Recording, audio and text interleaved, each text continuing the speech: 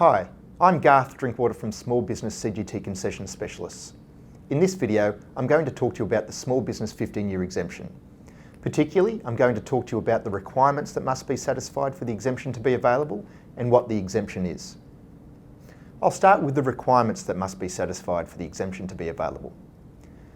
Now, some of the requirements use the terms small business participation percentage, significant individual, and CGT concession stakeholder. I'll briefly touch on these.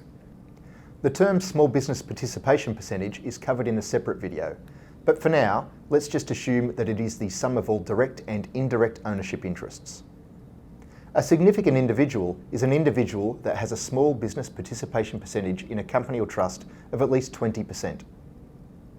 A CGT concession stakeholder is an individual that has a small business participation percentage in a company or trust of at least 20%, or the spouse of such an individual, where the spouse has a small business participation percentage of greater than 0.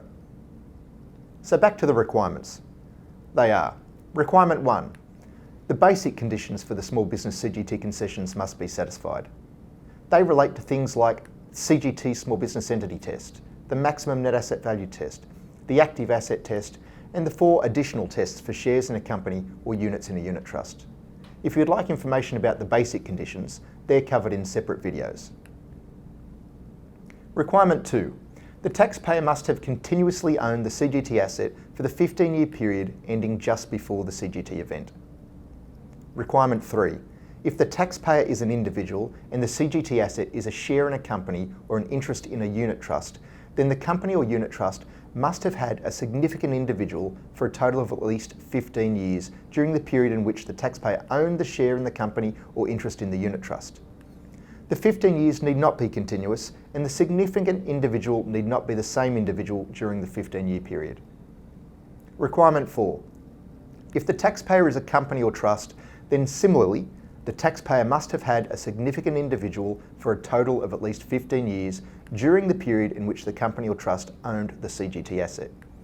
Again, the 15 years need not be continuous, and the significant individual need not be the same individual during the 15-year period. Requirement 5. If the taxpayer is an individual, the individual must be over 55 years of age at the time of the CGT event, and the event must happen in connection with the individual's retirement, or the individual is permanently incapacitated at the time of the CGT event. Requirement 6. If the taxpayer is a company or trust, the company or trust must have a significant individual just before the CGT event, and that significant individual must be over 55 years of age at the time of the CGT event, and the event must happen in connection with that significant individual's retirement, or that significant individual is permanently incapacitated at the time of the CGT event. There isn't a lot of guidance in relation to whether a CGT event happens in connection with an individual's retirement, but there is some.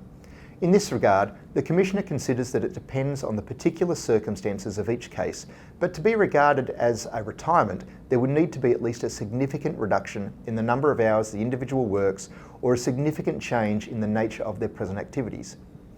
But it is not necessary for there to be a permanent and everlasting retirement from the workforce. Requirement 7.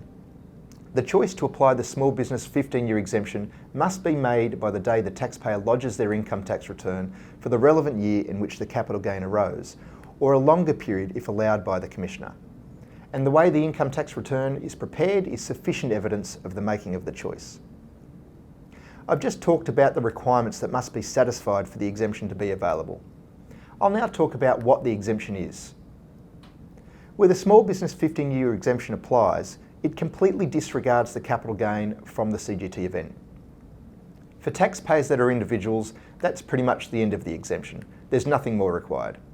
But for taxpayers that are companies or trusts, there's more, particularly around distributing the disregarded capital gain to shareholders or beneficiaries. Payments of the disregarded capital gain from the company or trust can be disregarded in the hands of the recipient, where the payments are made to an individual who was a CGT concession stakeholder of the company or trust just before the CGT event, and the payments are made to that individual within 2 years after the CGT event. However, there are limits to the amount of the payments that can be disregarded. For payments from a company or unit trust, the limit is the CGT concession stakeholders' small business participation percentage in the company or unit trust, multiplied by the amount of the disregarded capital gain. But for payments from a discretionary trust, the limit is the CGT concession stakeholders' equal share as amongst all CGT concession stakeholders in the discretionary trust, multiplied by the amount of the disregarded capital gain. So if there are 4 CGT concession stakeholders, then each stakeholder can only disregard a maximum of 25% of the disregarded capital gain, regardless of their small business participation percentage. Now this can give rise to some strange outcomes. For example, if one of the 4 CGT concession stakeholders had a 30% small business participation percentage, they would only be able to disregard an amount equal to 25 divided by 30 multiplied by the payment that they received that relates to the disregarded capital gain. Now moving on, the Small Business 15-year exemption can also apply to allow for payments from a company or trust to be disregarded in the hands of the recipient, either where the capital gain is disregarded because the CGT asset is a pre-CGT asset, or where the capital gain is reduced or eliminated on pre-CGT assets that have been deemed to be post-CGT assets with a market value tax cost base at that time. There are also concessions that can help get the capital proceeds into superannuation, but those are covered in a separate video. And that's it.